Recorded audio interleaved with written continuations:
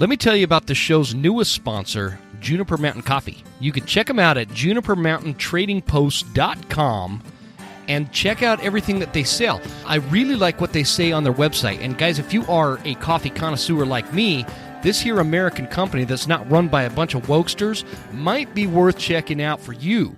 What they say is, we roast coffee for those loyal to a lost way of life, those that never back down in the face of adversity, the ones that keep their word, treat people with respect, and still believe in the importance of hard work. We offer some of the best coffee in the world and look forward to earning a spot in your cup.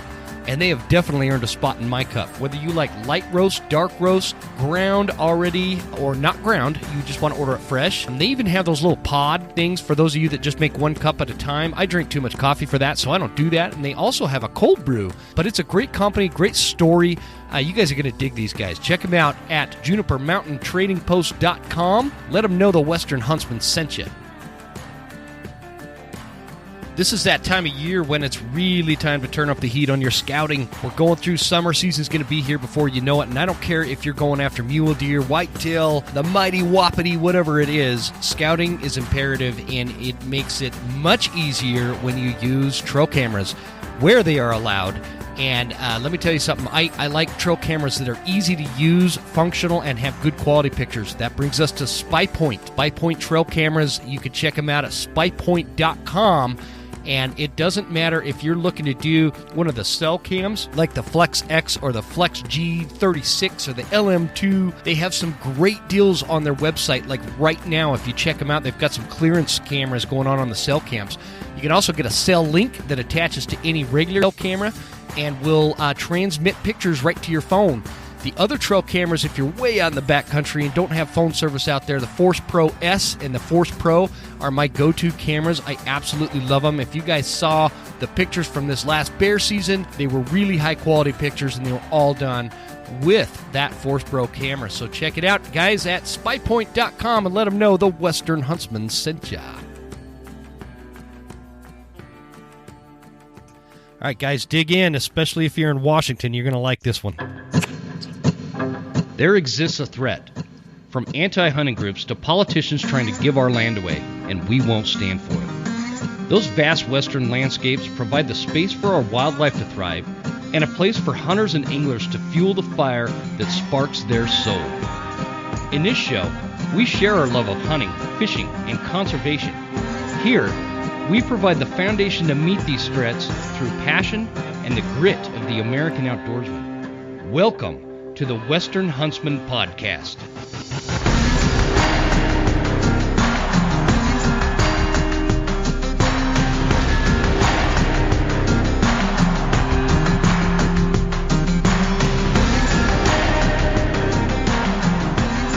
All right, ladies and gentlemen, welcome to this episode of the Western Huntsman Podcast. This is Jim Huntsman, your host, coming at you from the Broken Tine studio right here in Western Montana. Beautiful mid-September day, and I wanted to come out of the Elkwoods for this one, guys, because this is a big deal. Before we get started, we are brought to you by Eastman's Hunting Journals. Guys, you still have time to jump on Eastman's Hunting Journals and check out the mule deer course. This is that critical time. October and November are the two big mule deer months in my mind, unless you're one of those guys that likes to go after those high country muleys in late August. That's great too, but we still have time to jump on eastmans.com and check out the mule deer course, and you have plenty of time to get through it. So this week, guys, I apologize for missing a week. It is obviously September. This is the big month of the year for me. I'm out chasing elk all month. I tried to get the schedule booked up for the show season, but like every September, I generally miss a week or two. So, but I'm back out. I even showered today. I'm all sorts of clean. And this episode, for you guys in Washington, which, by the way, a shout out to Washington, because Washington happens to be. They range from either first, second, or third place in show downloads throughout the country. So in many cases, the state of Washington, we get the most downloads in a month out of the state of Washington. And so, A, I appreciate you guys, and B, I have somebody on the line that I think is going to be an answer to many prayers coming out of Washington, and he's somebody that gives me hope and inspiration. He's a leader. He's got a heck of a story you guys are going to learn about. And I'm hoping that I'm going to have the honor of calling him my friend, because he is running for governor in the state of Washington, and his name is Semi Bird. My friend, how you doing, Mr. Bird? Brother, it's good to be with you. Thank you for having me on your show today. I appreciate you joining me. I know, I claim to be really busy because it's elk season, but I can't imagine your schedule with running for governor. It is. It's running and gunning 6 and 7 days a week, but this is important. This is a mission, just like any other special forces mission I've ever been on. And this is important. This is the future for our children and our grandchildren, and it's up close and personal for all of us.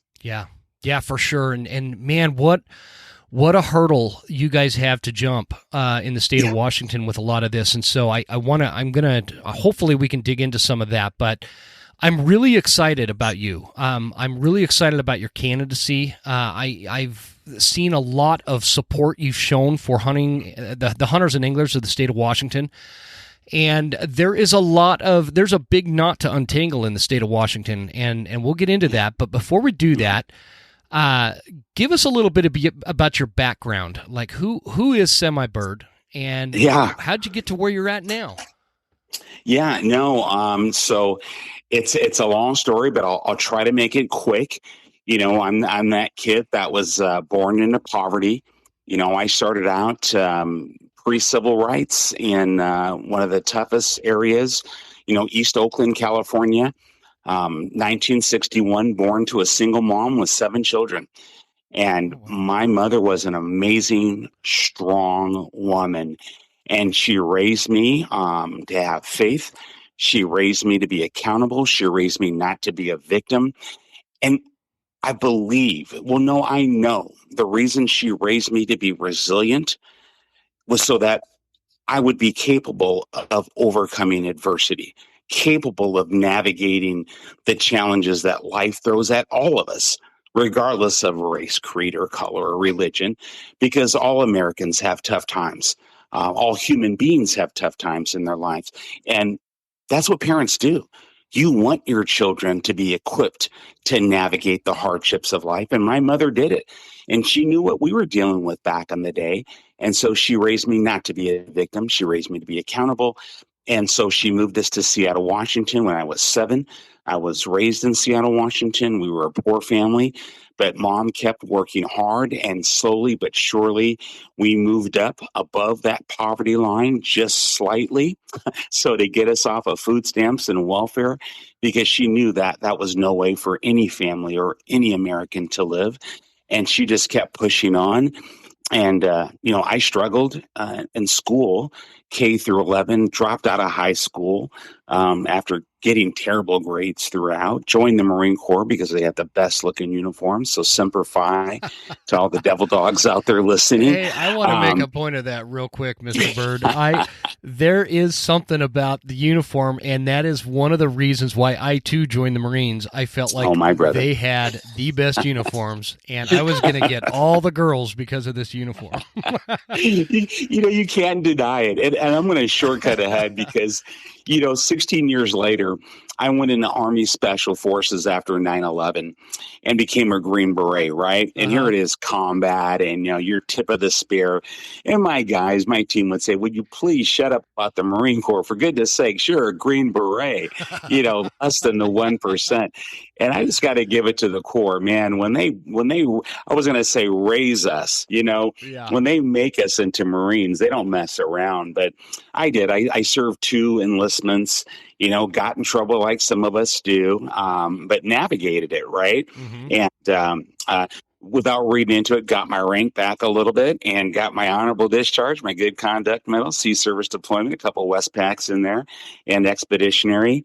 And my high school diploma, naturally, honored my word to my mom. Later on, went to college, got my bachelor's degree in business administration, summa cum laude, 4.0. So nice. That just says you never give up on a child. We learn different.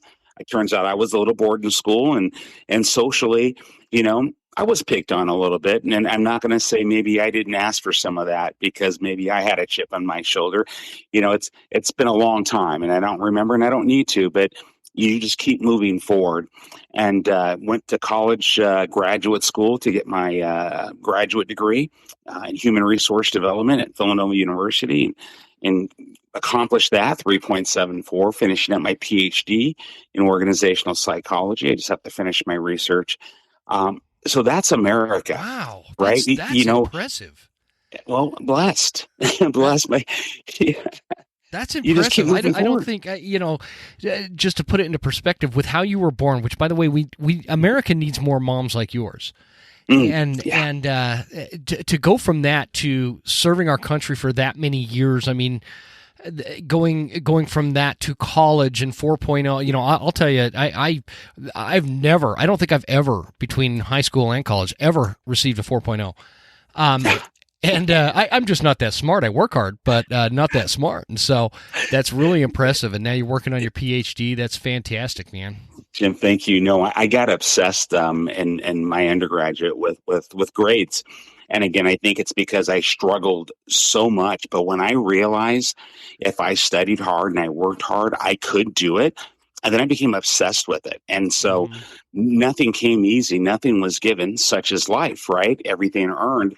And I forced myself, and I knuckled down, and I wasn't going to accept anything less. And when I went to graduate school, yes, you take a B plus or whatever, but I still worked hard, and I still maintained amazing grades. And through my PhD, I'm still finishing that up. But no, it's life. And it's life with working, going out there. And if there's something that you believe in, then if you push hard enough in this country, with the liberties and freedoms that people have fought for, bled for, and died for, then you can accomplish it. And that's what people forget. They people who have never traveled this world. And as I alluded to, 16 years later, after getting that honorable discharge from the Corps, post 9/11, I found myself back in uniform as a Green Beret at the tip of the spear in combat. And they don't give you a Bronze Star of Valor and a Purple Heart for staying in the barracks and getting your feelings hurt. We were out there running and gunning and doing our duty. And God brought me through that.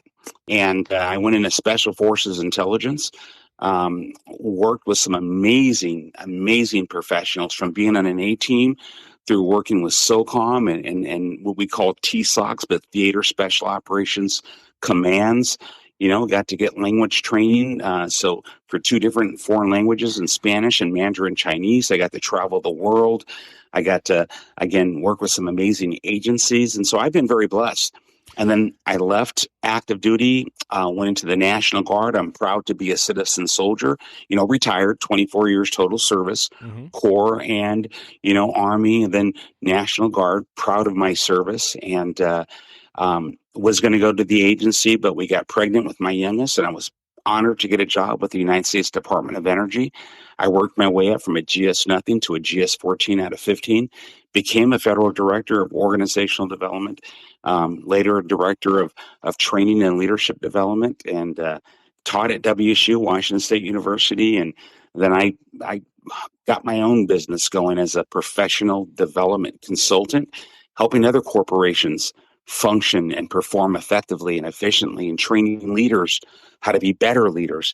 And no, I've enjoyed life. Nothing easy, as they said, but I've enjoyed it. I'm always inspired by people who they have this need, this desire, and this want to kind of take a bite out of everything in life, and dip your toes into each pond you come across, kind of thing. And that's obviously kind of part of your story there. It is. I'm curious, when you got out of the Marines and then like 9/11 happens and you go back into the Green Berets, where did you serve overseas? Iraq. And so for combat, primarily Iraq. I served in Enduring Freedom. Oh, you did? Also, yes. Okay, so I was in Enduring Freedom, and that's why I asked. I'm just curious. Yeah. And so on that, so this is important, and not to cut you off, but what I also want your listeners to understand. So Enduring Freedom, the operation, it's not just in Afghanistan. And so I was actually on the Sinai Peninsula. And I deployed as a sniper team leader on the Sinai. I got to clarify something and have you come right back. I was really excited when you were talking about that. I was in Iraqi freedom, not enduring freedom. So got you. Just wanted to clarify that. So I was in Iraq in the spring of 2003. Okay, pick up where you left there. No. So you were there when we were really getting active in Iraq, and I came in 2005 with others, and all the way through. We I won't say my A team, but part of the task force. During our deployment, we took down Zarqawi, the number one in Al Qaeda there. And that was a great mission. There were some great things that happened, but I was just going to say, enduring freedom, typically attributed to Afghanistan, we had people working all over in different theaters supporting enduring freedom, which is typically executed in Afghanistan. And so, but yes, I served in Iraqi freedom first, and then other deployments. We responded to a narco-terrorist threat in Special Operations Command South, which is stationed at Homestead Air Reserve Base, and sent folks forward into South and Central America. I was in the Asia Pacific, was my last, supporting operations throughout, hence my last language in Mandarin Chinese. I spent time in Taiwan, supporting, I will say, building partner nation capacity, and we'll leave it at that, and supporting regional security in the Asia Pacific. But I got to do a lot of wonderful things in service to our nation. But I really liked how you described me in a sense of just having that natural zest to dip my toes in different things until I found my way. And that really describes who I was younger, and as I found myself as I matured, and then things just came natural. It was wonderful. Yeah. So, and again, just to kind of reiterate on that, there is something about, certain souls have this proclivity to not leave this earth without experiencing, like this multifaceted life. And I love that. There's something that is very curious about those individuals, very, a go-getter attitude, and even though I have to forgive you for leaving the Marines for the Army, no, actually, we could do a whole podcast on that. Oh yes, we could. I had the fortunate experience of working with. They were not Green Berets, but they were Army Special Forces guys that were opened my mind to what Army Special Forces was, from a sense of, you're a cocky young Marine, and then all of a sudden you meet these guys who are miles ahead of you in the operations community, that it's like it's worlds apart. I mean, just worlds apart, and a big difference. So it was really, we learned a lot from those guys, and it was perfect timing because it was just before the Iraq War started. So you do all this. You have this consulting business, and you've working through college. Did you wake up one morning and you thought, you know what? I've done all this stuff. Why not try being the governor? How did you come to that? No, so never interested in politics at all. As a matter of fact, I had been asked. I moved over to Eastern Washington, which is typically conservative, but has been changing slowly but surely. And I even hate to say that, because America's America, but reality is reality in terms of values and belief structures and ideologies. But I had been asked to run for office for a long time, and I think it's because, just to speak frankly, being a conservative man of color is just not the natural thing. That's like spotting a brown unicorn out there while you're in the hunt or something. It doesn't happen. And so people said, why don't you get involved in politics? I think you do well. And I'm like, well, no, thank you very much. I've served my country 2 branches and in government, and retired from the U.S. government, retired from the military. I'm good. And then this governor and this attorney general proceeded to shut down our state under the guise of COVID. And then went against our constitutional rights with mandates and masking and vaccinations, and then started to terminate people and shutting down places of worship. And they just continued to move forward. And when they shut down schools, I said, okay, that's enough. I will run for school board. And I got elected to the school board. And I saw what was happening in the education system. And I quickly pulled my daughter out of the public education system that she had been in since birth and put her in private school. Thank goodness we had the resources to do that. And I served in the district, and I fought back against the mandates. And of course, they came after me big as day. And it wasn't just because we voted to give mass choice. That was the primary weapon that they used to come after us. But I fought back against critical race theory. You know, a person or a child's color doesn't determine their outcome in life in this country. No, it does not. It's their effort. Do you think that the military has something to do with that mindset? Because this is like a two-part question. Yeah. I know it's a topic that most people don't like to talk about, and I think that that's why it's difficult to talk about when it really shouldn't be. Why is it that people of color are generally not known to be super conservative? And I guess those are two totally different questions. So let's stick with that first one first. Yeah, it's a messaging. It's a combination of things. So I'll give you my 2 cents. We lost our way a long time ago, and I will say as a party, and I am no fan of party politics at all. I'm a fan of the Constitution. I'm a fan of the American way of life and American traditions. And so and I will say as a Republican, we're the party of abolition, the party that ended slavery, the party of women's rights, the party of civil rights. Yep. And that being said, how in the heck, as you allude to in your question, can we not be the party of people of color? What the heck happened? And all I can attribute it to is people put their heads in the sand and start espousing silent majority as they were losing their constitutional republic right before their eyes and said nothing, and then played nice guy, nice girl and remained silent. And others became bolder. And then it got to a dangerous point. I think it was the messaging. I think it was the lack of being comfortable talking about race. America and that flag represents all races, all creeds, all colors, and all religions. And that's not my opinion. That is history. That is fact. Yeah. People came from all over the world to this country. They fled oppression.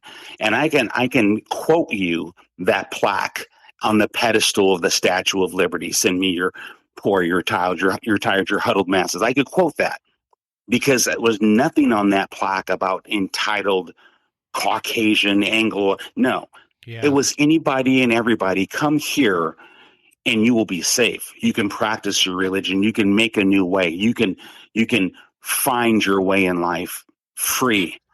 And that's what America offered everyone. So how did we get so lost? And why people of color feel and lost that attachment to conservative values? It was messaging, and I call it a giant psychological operation.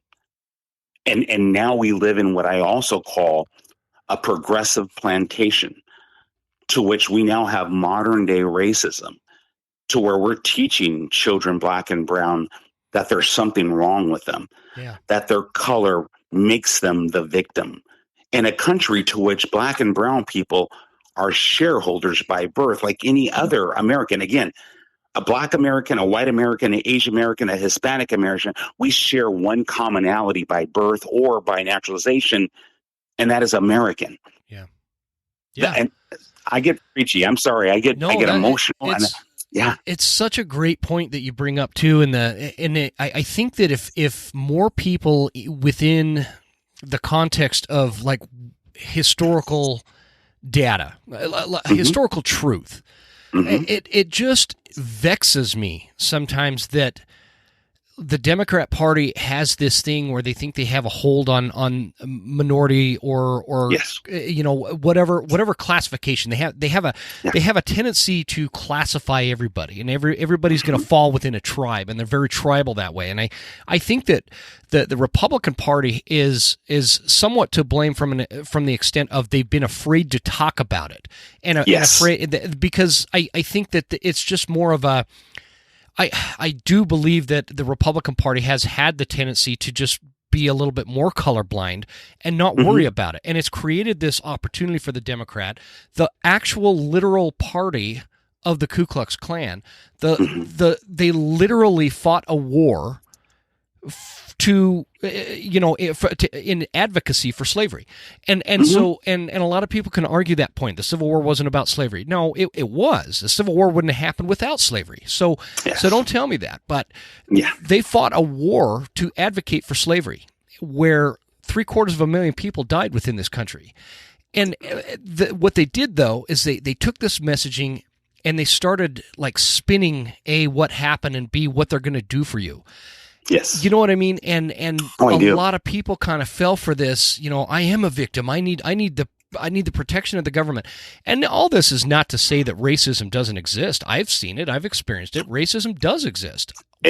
What I'm arguing is I don't think it exists on the level to which it is highlighted as today. And you were in the military. I was in the military. Fun jokes and rivalries aside, we didn't care who we were sharing a fighting hole with because they were Marines. I had his back, he had my back, and that's all we cared about. Yes. And so I guess my question was, do you think that maybe your belief in that, in what we're talking about, does some of that come out of the military and the brotherhood and the overall camaraderie that is the military, where race is a non-issue? So here's what I'll say. And so this is beautiful that you brought this up. It is beautiful. And I'm going to share just a very quick story. Well, let me just get right to it. So in the Corps, when I told you I got in trouble, it was because I punched a racist who was senior to me right in the face because he was free and loose with the N-word and finally put hands on me. Now, he was a one-off. And of course, right? And naturally, again, you take the heat. There's accountability for your action. But this is back in the early 80s, and this was a one-off.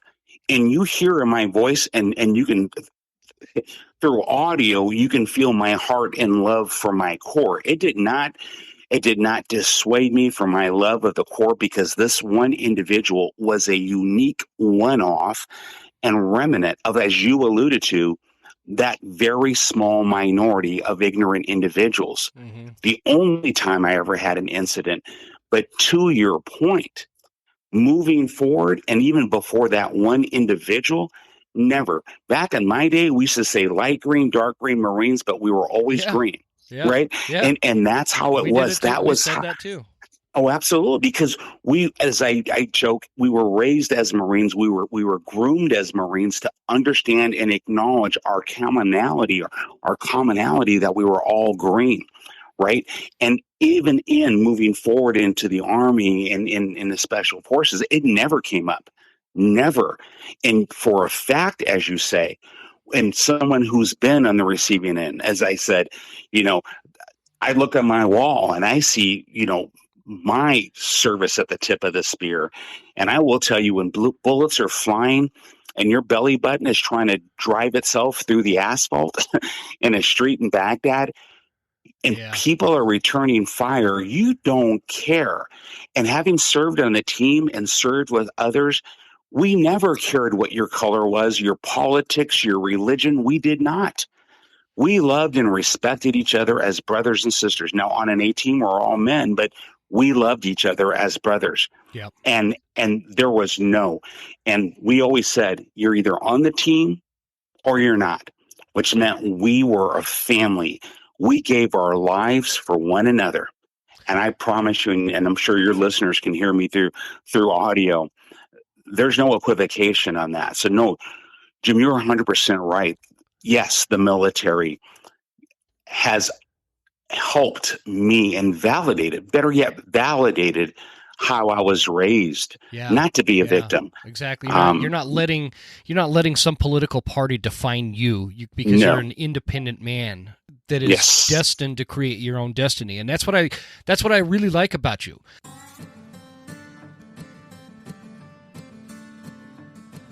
I've been talking about Hoffman boots for a very long time. You guys know that I'm a huge fan of this company. And it's not just the great products that they make. It's the story behind the company and the people that run it. This generational family of shoemakers right here in North Idaho makes some of the best hunting boots and pack boots and lineman boots and all your boot needs right in one place at hoffmanboots.com. For us hunters, I highly recommend the Explorer. And I don't care if you're running in the 6-inch or the 8-inch or the 10-inch. Personally, I love my 8-inch Explorers. They've got the Vibram sole. They are totally waterproof. There's no break-in period. Guys, you can't go wrong with Hoffman boots because you get all that without breaking the bank. So check them out at hoffmanboots.com and use promo code all caps lock Huntsman10 at checkout for 10% off, and find out why I have been wearing my Hoffman boots for years and years. Don't be one of those people that have it in their mind that Savage Arms is the same firearms that your grandpa was running around with 40 years ago. It's not. Big game hunting rifles that you can count on. I love my Savage firearms. I have got the Savage 110 Hunter, and my daughter is pretty happy with this 110 Apex Hunter XP. The AccuTrigger is a really interesting little piece to this firearm, and it's a new piece of technology that if you've never tried one, you should, because it'll make you more accurate. It's a much easier, higher quality firearm than anything else I've got out there, and I've got a lot of firearms, guys, and so if you're in the market for a new hunting rifle, make sure you visit savagearms.com, because I promise you're going to find something that is accurate, easy to handle, easy to use, long range, functional, just a high-quality weapon that you could take to the field and have a lot of confidence that when the time comes, you've got that Savage backing you up and you're going to be notching a tag. Check it out, savagearms.com. Let them know the Western Huntsman sent you. Thanks, guys. And, thank you. And that's what I really like about what I think, I guess, the way maybe the party is moving towards. I feel like it's becoming stronger. And I am not a stone-cold Republican. I'm actually more of a libertarian, but, I just don't think libertarians can win, so I generally vote Republican. And so that's kind of the direction I go until there's more of that side of it. But, my biggest thing is I'm a very simple guy, Mr. Bird. I don't want the government, whether it's state, federal, local, county, whatever. I don't want the federal government up in my life. I don't want them determining my destiny. I don't want them telling me what I can and can't do. Like you, I saw a lot of problems with the public education system. So my wife and I, we homeschool our kids. We do what we can to be as self-reliant and self-sufficient as we can out here in North Idaho, Western Montana, where we live. And I think that's kind of the America that foundationally we set it up as from the beginning. And when I say we, I'm talking about the founding fathers and within the parameters of the Constitution. And it just seems like nobody has respect for that anymore. And I'm long enough in the tooth to be very blunt when it comes to politicians and politics and things from a stance where there's not a lot of people in office. And I don't think you're ever going to be one of these guys, but I don't really care what they say. I don't care what they promise, because it just never comes to fruition. It just seems like we get the wool pulled over our eyes, and it's like, oh, that guy sounds great. I love that he said this, and he stands for that, and he's going to promise me this. And then it never happens. And I don't understand it. I just, they end up getting bribed to vote this way, or getting this to, some incentive to do the other thing. And my problem with that is the federal government should not be so powerful as to allow or even create that kind of opportunity, such as pharmaceutical companies paying politicians to vote a certain way. Yeah. You're speaking to my heart. Oh, okay. No, So, Jim, no, you're speaking to my heart, and then there's that other thing as you're describing me in a sense of what I am not. And now again, your listeners are going to hear my passion. So let me just bring some facts. Here in Washington State, in this governor's race, I have been labeled as the candidate of the people, the grassroots. And here's why. Every single politician, representative, and senator in Olympia, that is our state capital, that are Republican. The Republican establishment is not with me, not one of them. They have all in unity, all of them have garnered together and said, we are going to support this other candidate who is running as a Republican, a former U.S. congressman who is running and just got in the race just a couple months ago. Whereas on Veterans Day and our Constitution Day last November is when I announced. And I have been out there 6 days a week running and taking my message to the people. But this proves what you were saying. How is it that not one state representative, not one state senator, and on top of that, a U.S. congresswoman calls me to her district to meet in the lobby of the hotel in Spokane and proceeds to try to talk me out of running for governor to take another position because she and the people she represents, hear that last phrase, yeah. is supporting this other individual. So you talk about the establishment. Well, there it is. Yeah, that is absolutely right out there. And then all of a sudden, overnight, this other person is raising maximum donations. Maximum donation is a $2,400 donation per person. And within a matter of 60 days, 2,400. That is proof in and of itself of the existence of the establishment. And just as you said, I've been a Republican my entire life because of what it traditionally signified, the party of abolition, the party of civil rights. But what we are seeing is this takeover by career politicians at the expense of career Americans with this deviation from the Constitution. So whereas if you are rich enough and you are powerful enough, you are deciding for the citizens who is going to be the candidate. Yeah. That's not what a constitutional republic is. Exactly. That sickens me. It just sickens me. And so I think that, Mr. Burt, I think that that's why people are so inclined to attach themselves to a candidacy like yours. It actually, I think this is also why the non-career politician gets a lot of traction these days. Look at Trump. Yeah. He wasn't a career politician. He somehow came in and beat Hillary Clinton, who's had decades of experience at this and billions of dollars behind her. And there's a reason why the guy can't be bought. And that I think is what people are. We are all so tired. We are just so leery and tired of your typical Democrat and Republican that come out and they're well funded by so and so and name your special interest and name your lobbyist group and we're just so tired of hearing these promises only to get them elected and nothing happens and nothing gets better. In fact, it gets worse. These giant corporations and conglomerates dig their talons into these people and there's just no changing them and they just all sound the same and sing the same tune. So that said, can you give us like the elevator pitch of Semi Bird? Am I saying your first name right, by the way? It's Semi, but I have a lot of friends who still call me Semi. It's okay, brother. But yes, Semi. Okay. It's yeah. I am. You know what? I'm gonna like send you a T-shirt or something for messing up your first name. Sorry about that. I'll take it. Give us the elevator pitch as to why Washingtonians are and before I ask this, I want people to understand, obviously, anybody that listens to this show, you guys know I don't live in Washington. I lived in Spokane for a spell, but I don't live in Washington. But the governor race that I am caught up in and I am just kind of wrapping myself into for the coming year is the governorship for the state of Washington.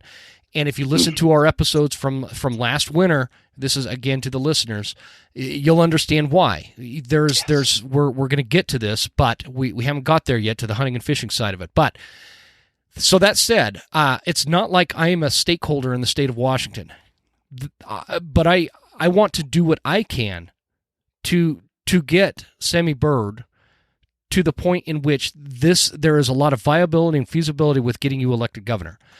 So tell everybody listening, why choose you for governor? Well, you touched on the first half. I can't be bought. They tried. Take this position. We'll support your campaign, right? We've got you here. We've got you. No, I can't be bought. So there's that integrity. And let's talk about leadership. Let's talk about having a resume, whereas a candidate actually has the knowledge, skills, and ability to take a position day one and know how to run an operation. I'm a professional consultant on organizational development and structure with specificity and performance improvement. And I can tell you right now in Washington State, we need some performance improvement, as do most blue states.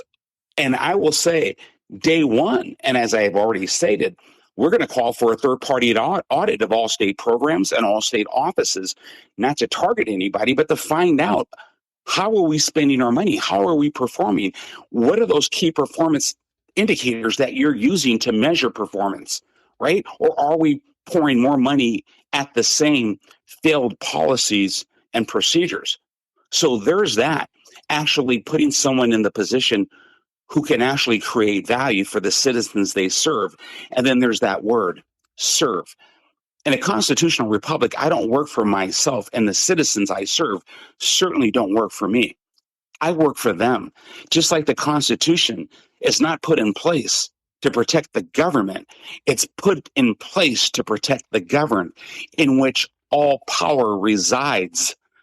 And we have forgotten that. Yeah. And so let's talk about homelessness.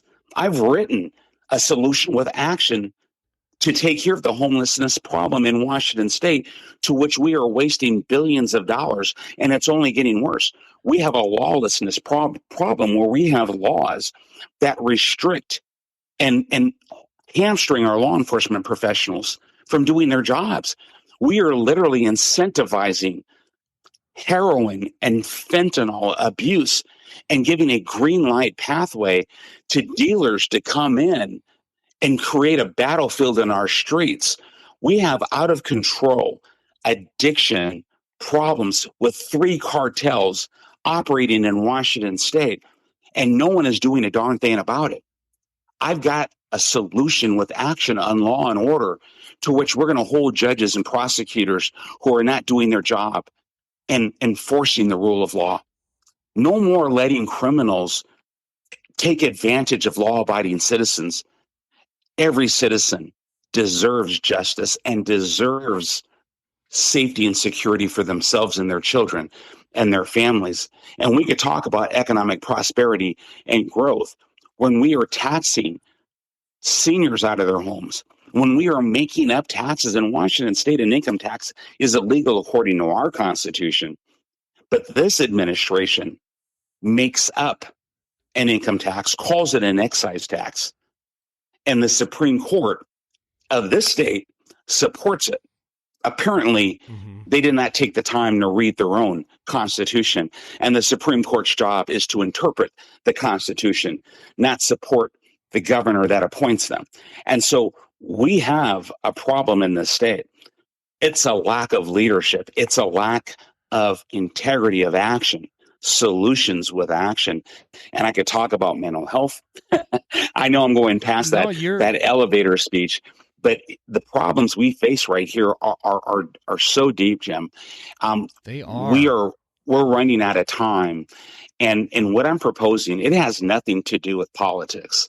This has everything to do with people and preserving a quality of life for citizens so that you can walk down the street without having to worry for your life or stepping into human feces or being accosted or having a good job that you can go to, that you can depend on without having to be mandated to put something into your body that has not been proven to where the FDA gets a get out of jail free card under the mask of COVID. I mean, I can go down the list. Oh, yeah. And let's just talk about taking away our Second Amendment rights. Washington State has some of the highest protections for the right to bear arms, Article 1, Section 24.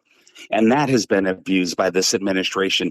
And they call it an assault weapons ban or a magazine capacity ban when the American Psychological Association has empirically stated that guns don't kill people, people kill people. And that is based off of social and psychological indicators. And I can go deep on that because I am a behavioral scientist. So, Yeah.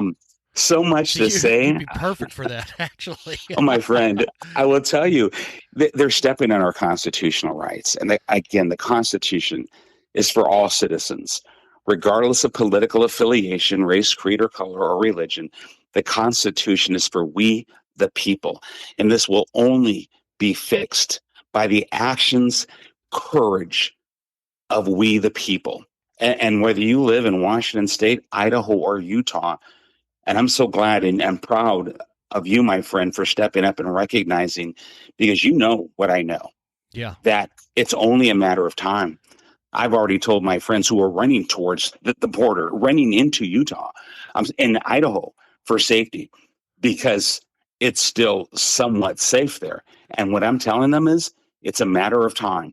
We need to stop it right here in Washington. And you know the damnedest thing about that whole that scenario that you're describing, where it's I don't personally I wouldn't blame somebody living in, let's say they live in the Tacoma area and they've had it with the politics in the state of Washington and they decide to up and move to Idaho where freedom still exists. I don't blame that individual, but my warning to them is how if we don't stop it there, if we don't stop it in California. How long until it starts coming to Idaho and Montana and Utah and Wyoming and these other states? I was just in central Washington because part of my job, I work for a large contracting firm and I drive around and I visit, job sites that are these big commercial projects in the roofing space. And so I was just in Omak, Washington, right there. And the sad part about it, man, I can't tell you how bad I'd love to hunt that area. It's such a beautiful area, and the country is so perfectly suited for mule deer, and it's just I would love to spend some time up in like the Oroville area and the Tonasket area and spend some time in the woods and pursue this passion of mine. But then it hit me. I pulled up to a gas station, Simi, and I spent $5.04 on the cheap stuff. Yeah, I don't, and I'd love to get your thoughts on this. I'm not a person that denies climate change or accepts it fully.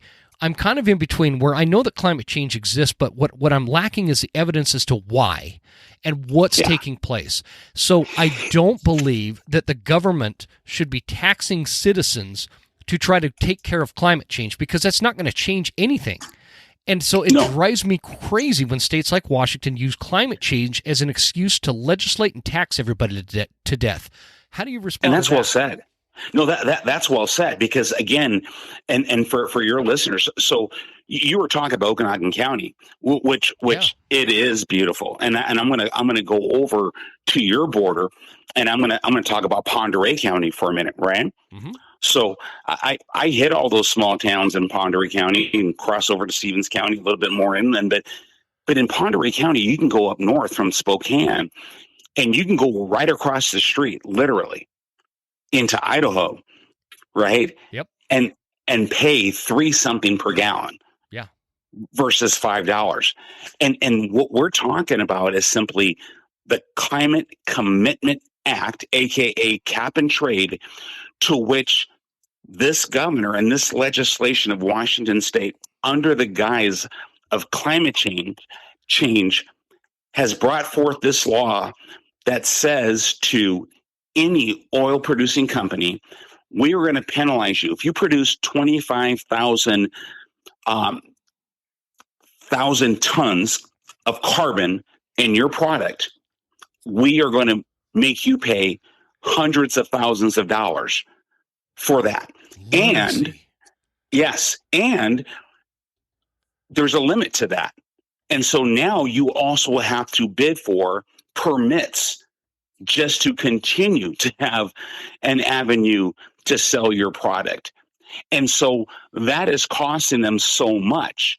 It has added almost, well, as of September 8th, it was 50 cents per dollar for gas on top of the already high overtaxed gas prices and 61 cents per gallon of diesel on top of the already overpriced. So literally, you have out of control inflation, you have economic crisis across the nation, but certainly in Washington State. And if you go to Seattle or the West Side, where the cost of living is out of control, to those families living at or below the poverty line, and they're trying to get to work, and they're having to fill up just like anybody else, and they're paying almost $100. And if you have a business, if you're a trucker, diesel, I mean, they're killing people with their policies.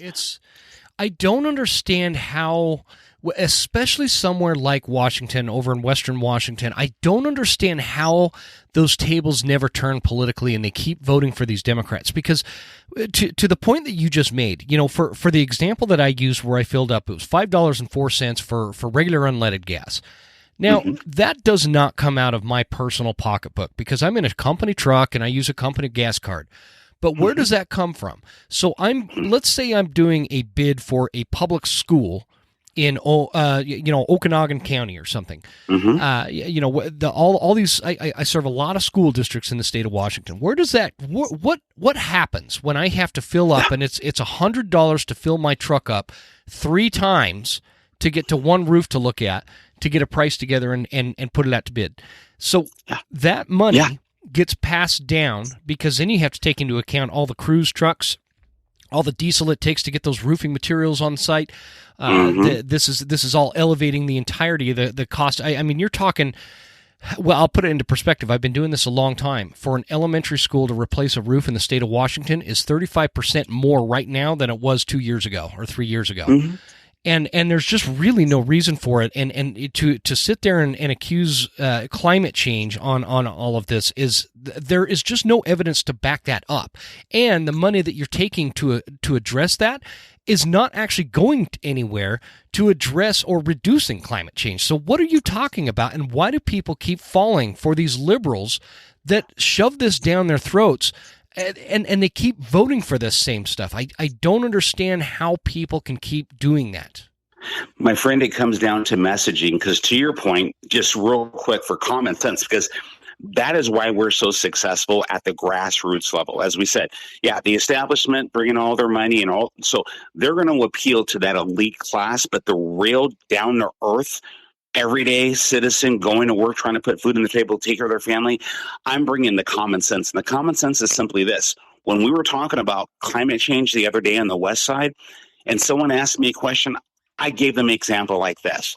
I said, let's just say you live in this building right here and across the street. No, so over here, we are paying all this money to ensure that we have low emissions. We're doing all those things. We have low carbon emissions. We're really strapped because we're subscribing to it. But right across the street, they're over there burning all kinds of stuff, and there's clouds coming out, and there's no regulation on that. And what I said is, that is China and that is India, right there. Yep. And so here you are busting your butt over here to subscribe to this. And by the way, you have the lowest carbon emissions of any country in the world, but over there, they're out of control. And then you have people like our Governor Inslee, and his appointed one, Bob Ferguson, who has proposed this by 2030 or 35 that we're all going to be at electric vehicles, right? And those electric vehicles at a cost of $60,000 average per car, and those batteries, which are like 15 to 30,000, depending on what kind of car you get. China gets enriched by that, and that cobalt is being mined in the Democratic Republic of Congo on the slave labor of children, right? You price all that in morally, ethically, and financially. That is a ripoff all day long, and it makes no sense. We've done our share in America when it comes to carbon emissions. And in Washington State, because God has blessed us with rivers, we have hydroelectricity, and we're at 64.6% hydroelectricity. We produce so much electricity that we sell excess, and we are already bringing forth new technology to store it so we can use it more and longer. And what I'm proposing with my new energy solutions with actions is to bring forward nuclear energy. Good. Bring forth portable nuclear energy, which will enrich our state, and we will sell it. We'll do a partnership with Idaho and Utah, right, at a discount. Take care of some good governance over there, and sell it cheap. But we're profiting over here in Washington State. So we need to bring common sense back. It doesn't make sense. And so what I'm doing is I'm talking common sense, and people are listening to me because they're like, it makes no sense. And Jim, they're suffering. They're seeing it. They are, every absolutely. day. I'm suffering. And I don't live. I live in a very red state, and but there's only so much that can take place when you have a federal government that's out of control. I'm suffering it, and I cannot complain about the kind of income that I make. You'll never hear me complaining about that, but it's really hitting me, and it's affecting us, and I can't imagine. A blue collar, starting out their career, $25, $30 an hour. How are you making it? How are they even making it? And so this is, and I apologize. We're going down some rabbit holes here. I know we're getting close to our hour, so I want to kind of switch the conversation to hunting and fishing, and mostly on the hunting side. Let's leave fishing alone for now, because a big part of this show over the last couple of years has been, we have spent a lot of time talking about the commission in the state of Washington.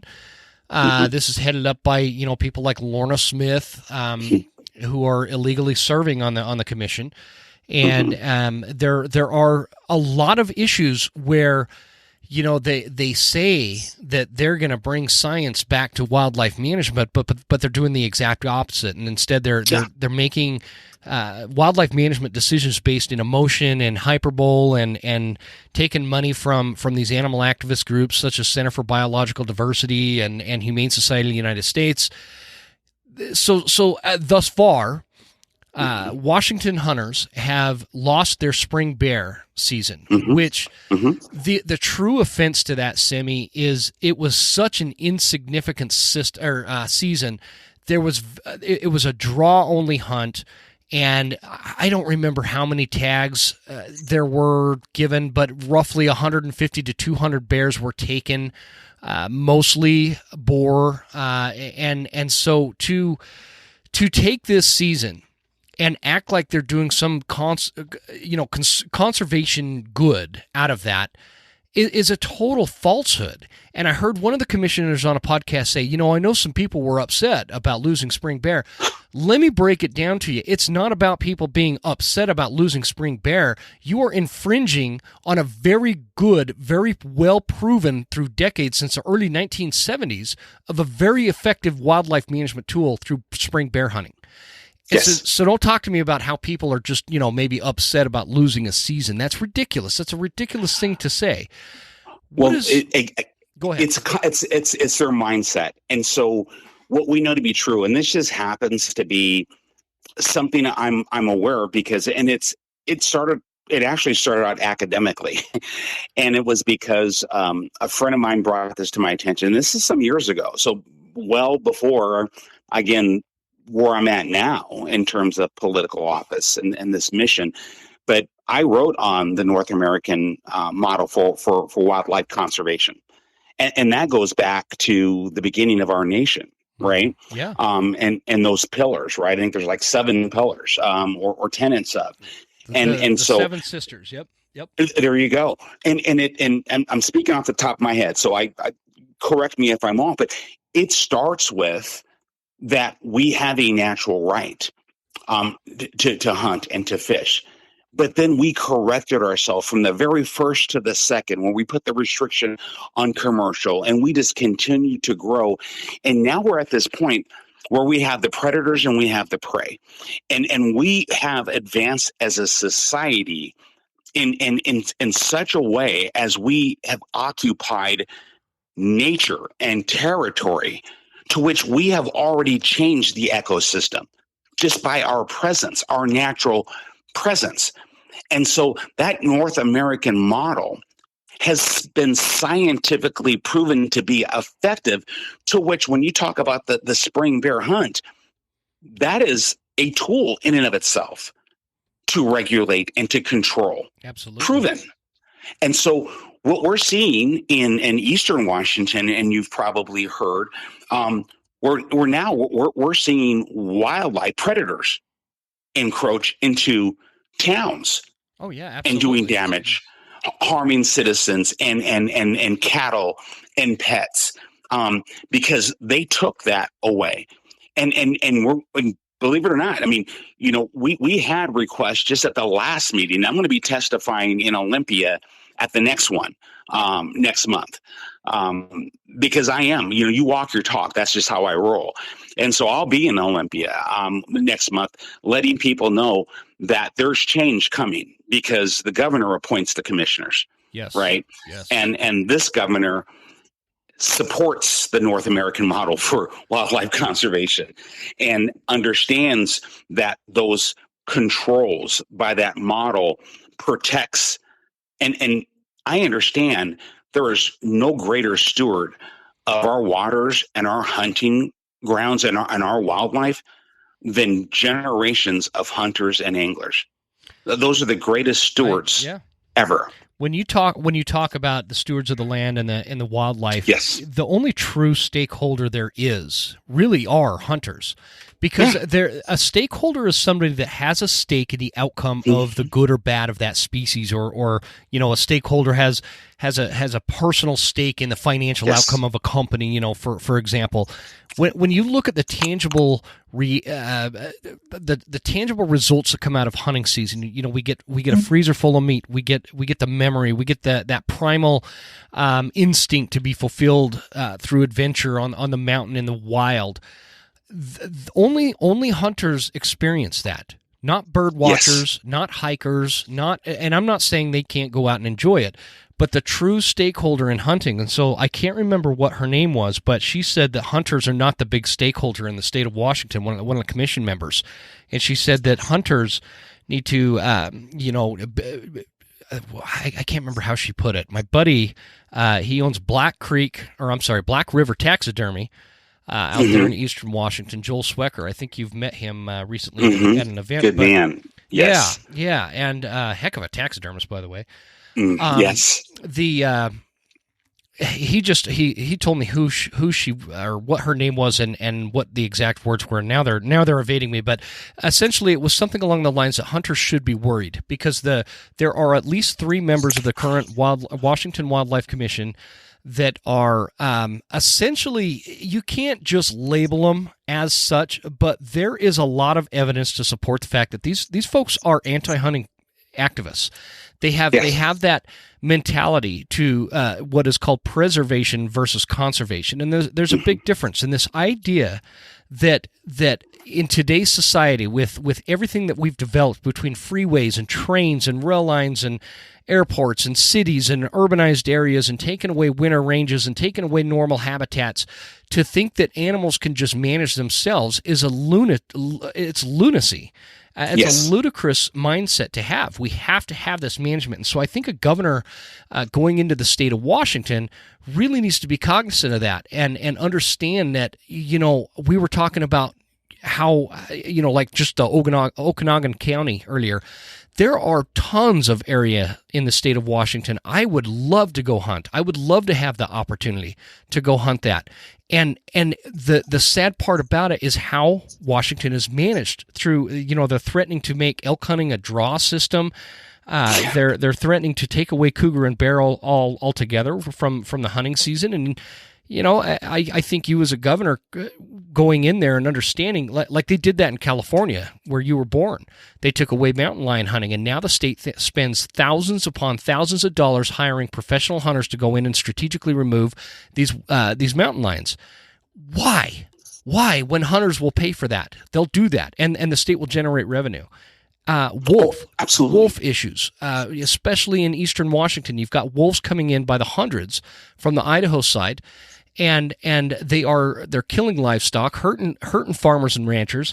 They're wiping out elk numbers. There is such a pile of problems going on in the state of Washington that I almost feel bad for you should you get elected, because it's going to be a lot of work. Well, there is a lot of work, and it's almost like this job at this time is made for someone who has served in combat at the tip of the spear as a Special Forces Green Beret or a recon or, a Marine Raider. So I'll bring my Corps back in. But, it's with no fear. Joshua 1:9, be strong and courageous. And that's how I roll, right? Be not afraid, be not dismayed. Yes. And so, this mission and what we're talking about in terms of supporting our hunters and our anglers, here's the beauty about this and the North American model. This is not political. It's not political. It has Wildlife nothing. Management shouldn't be political. No, well, it's not. It shouldn't be. If you stop and think about that, hunting, generational hunting and fishing, it has never been political. It's not supposed to be. It was a natural occurrence, generational, and being stewards of, I would say, the earth, but being stewards of nature. What we're talking about right now and what we're asking for, it's simply to ensure and protect both nature, wildlife, and our urban development, the citizens, and what to protect them as well as wildlife and as well. So this is not political we're talking about. We're talking about honoring proven science. We're talking about honoring the laws of Washington, right? And Lorna Smith, as you know, was recently sued, and the organization that sued her won, right? Sportsmen's Alliance. Yep. And so, it's we're making ground. We're making ground. I like what you said about, wildlife management shouldn't be politicized, and it shouldn't. It's not politics, because would you agree that hunting has been a part of humanism since the dawn of time? Yes. And animal rights activism is a relatively new thing in the grand scheme of human nature. Absolutely. So the politics are coming from the emotion-based activism that comes out of these folks that don't think you should kill anything. In fact, there's a really out there group in Oregon. Gosh, what is that? IP. I'm going to totally slaughter the number. The Oregonians will know what I'm talking about. IP 39 or something like that. They're wanting to do away with the entirety of cattle farming, any kind of meat production, hunting, fishing, trapping, everything, and that's the stuff that is derived out of activism, which I believe, in my opinion, and correct me if I'm wrong, activism, animal rights activism is a, it derives out of the left. It derives out of extreme liberalism. That's where much of this comes from, and much of this is kind of celebrated is amongst the left. You don't see the Humane Society of the United States helping campaigns for Republicans anywhere, ever. Oh, no. And so tell me that nobody's bringing this or bringing wildlife management to the political table except for these activists, and that's why we have to be on our toes. Well, that's very true, and it shouldn't be that way, because, again, just understanding the North American model and really truly believing in it as I do, and it's to say that when you say conservation, that is that protection. It's a balance. Mm-hmm. We're talking about a modern day balance that acknowledges that man has by occupation of nature has changed everything to the point where that model compensates for that change that man made. And so now this model ensures that we continue to bring balance. It shouldn't be political, because within that model, that balance does preserve, right, species. Because if you let predators go out of control, what's going to happen to the prey? Right? Yeah, exactly. And so who's making the argument for them? And so what we're saying is the model works. The models is empirically proven. Let it continue. Let us bring balance. Let us uphold generations of hunting and fishing. Let us proceed with what works, and we know that works. But like you said, why are we doing away with common sense and science for the sake of an activist approach that yields no value and does more harm?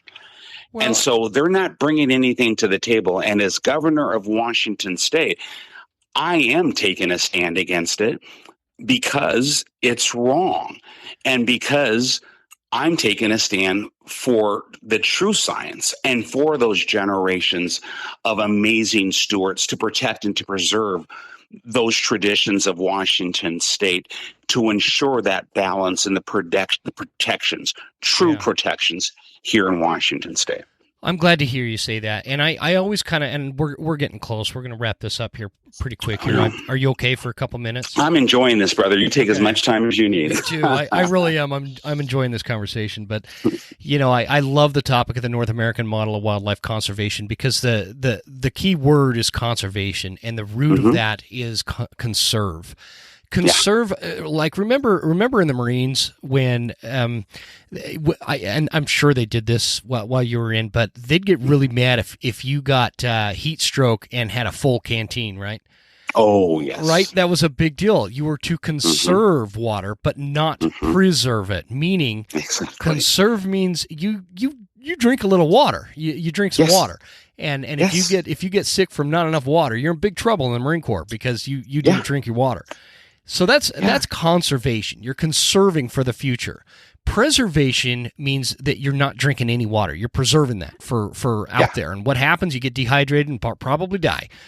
And that's what's going to happen to what these activists don't understand is preserving species and putting certain species on a pedestal while ignoring other species. You're preserving one while killing the other, and eventually this is going to cause a great deal of harm to the entirety of the ecosystem.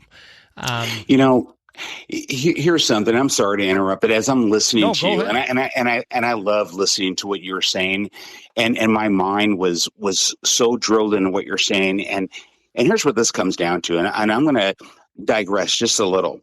If you understand this concept of the activists, as you allude to, you can apply this to not only climate change, to which they are going above and beyond with these policies that are hurting citizens, the most vulnerable of our citizens, people living and struggling below the poverty line, driving people out of their homes, driving them into despair, driving them onto the streets with their policies, and dealing with the homelessness. These same activists, to give them needles to continue and to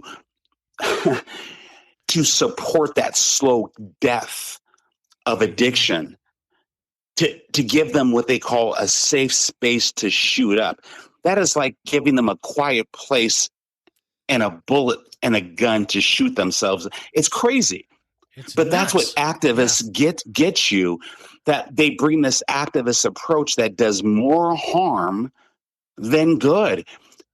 And the only thing that can stop this activist approach, the only thing, is to speak common sense and truth, so that when people see it before them, when people see and know that homelessness is out of control, that lawlessness is out of control, that we are living in a time where mental health and addiction is out of control, when we are living in a time where they continue to encroach and take away our constitutional rights as citizens, and it has nothing to do with color or religion. Yeah. And nothing to do with it. It has everything to do with citizens' rights and an overreach by the government on citizens, where the citizens were intended to hold the power. And we're now seeing it with these commissioners as they're bringing in these special interest activists who are bringing in their own ideology to a system, that by our laws says that they are supposed to remain objective and take the feedback from those hunters and anglers. It is in Washington state law that says that's what they're supposed to do. Yeah. And clearly they are not doing it. So this is just another government encroachment by way of activism that is going against our natural way of things, going against our heritage, going against our American way of life, going against our Constitution and our rules of law.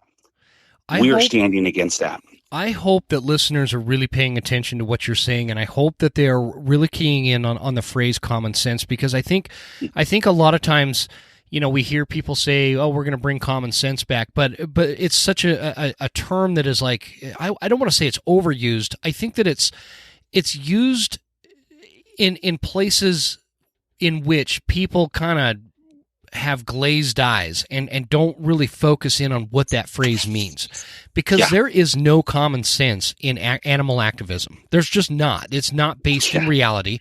It's not based in fundamental realities on the ground, whether you're in the Cascades or you're in the Mojave Desert. It doesn't matter. It's not based in science. It's not based in anything that the tangible things that hunters see on the ground. Like hunters go out now, and they can't go in the woods without having some kind of bear encounter in the state of Washington. That's the beautiful thing with Washington. It has such great, epic bear habitat. I don't know if you hunt. Oh, yeah. I don't know if you hunt bears, Mr. Bird. I keep almost calling you Senator Bird, but oh no, I will not. Yeah, Semi is good with me, brother. Yeah, Semi. Yeah, and so I don't want to offend you with that. No. But it's like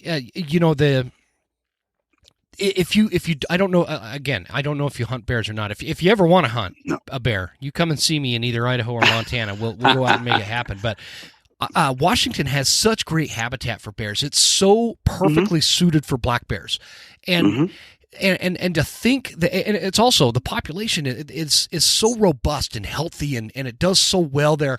To think that somebody could come to a wildlife commission and say the bears need our help in the state of Washington, and we're going to ban spring bear hunting.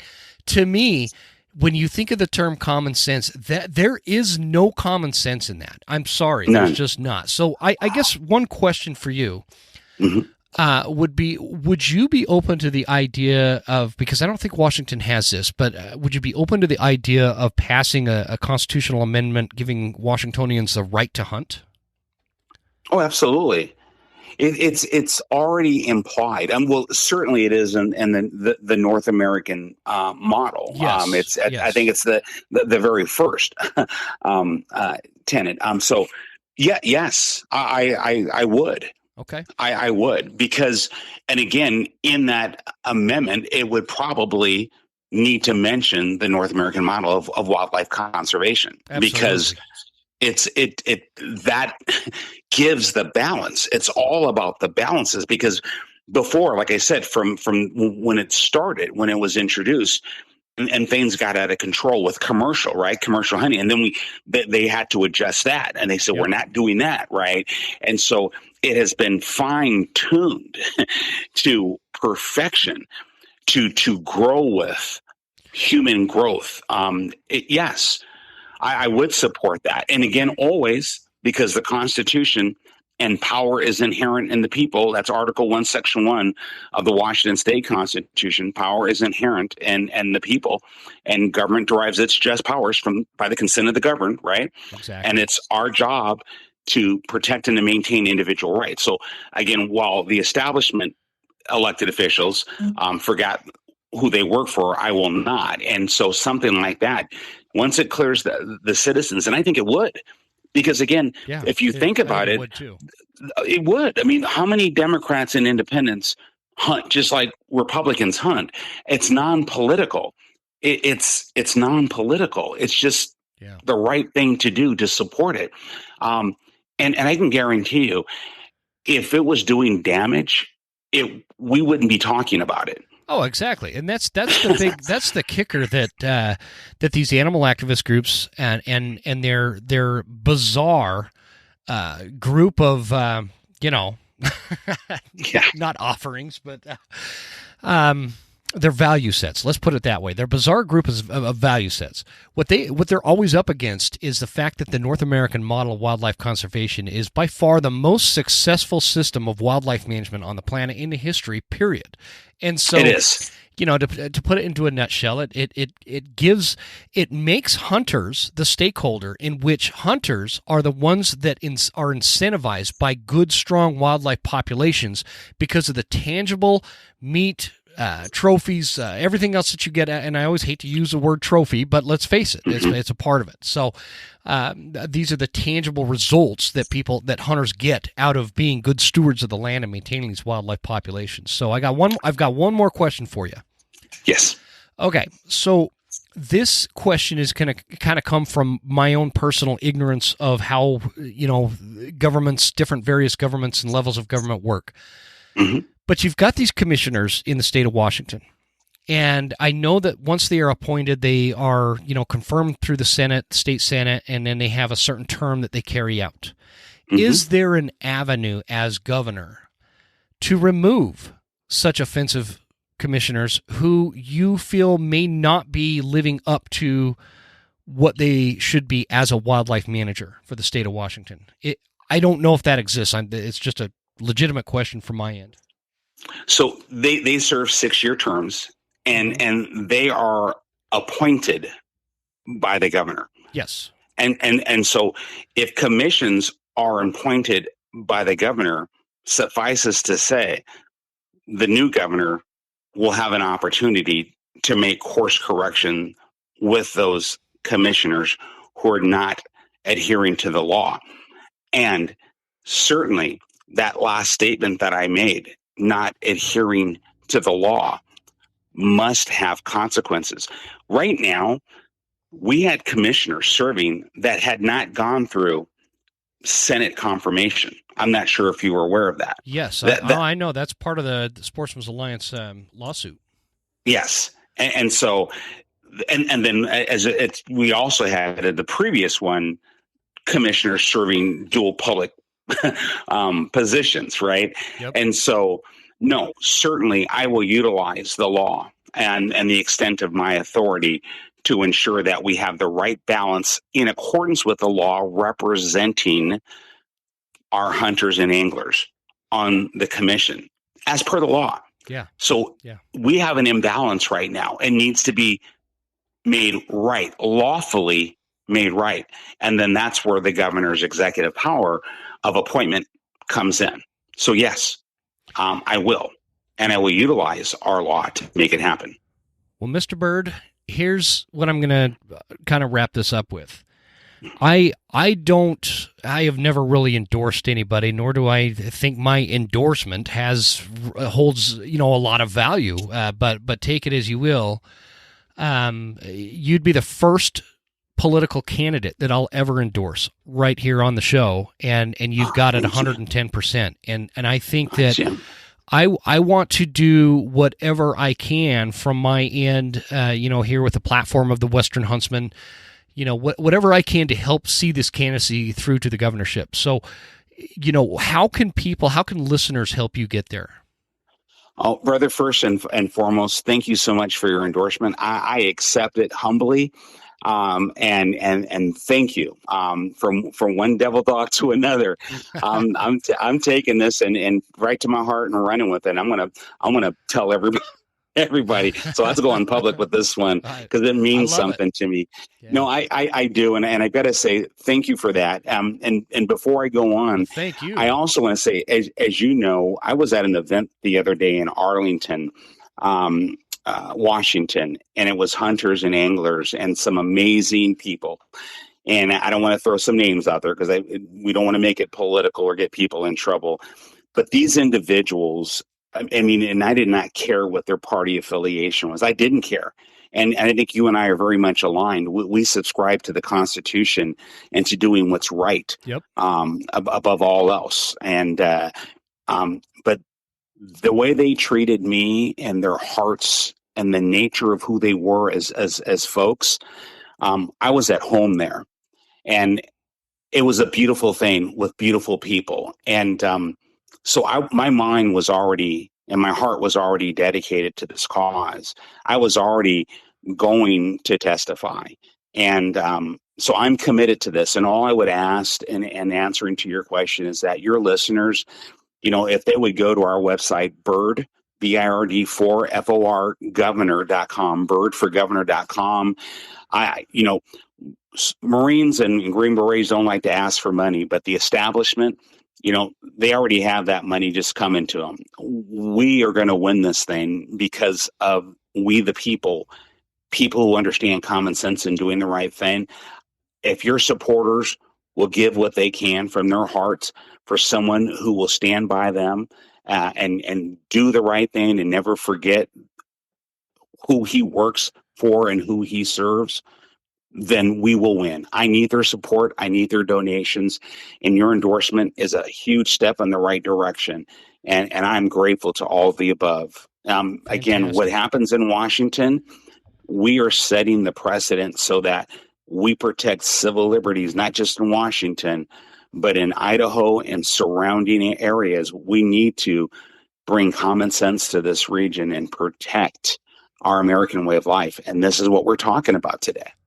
So, guys, everybody listening, if you jump on birdforgovernor.com, which I will have in the show notes here, so you can just easily click on it. There's this tab down below, $25, $50, $100, $250, whatever, dollar amount. You could put in $5 and you could donate that. And what that is what he was alluding to.